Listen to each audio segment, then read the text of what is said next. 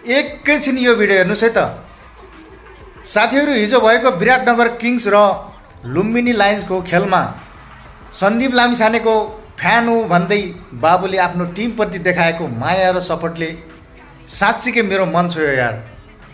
खेलमा हार र जित त हुन्छ नै, तर एउटा कलिलो मुनाले यसरी आफ्नो सदा सहायता देखाउनु ठुलो कुरा हो। सल्युट छ बाबु। तिमी कसको फ्यान अरे भाइ? विराटनगरको। किन रोइहेउ त? सन्दीपको फ्यान हौ। सन्दीपले जित्दैन, एक फेरि विकेट, एक फेरि छक्का भने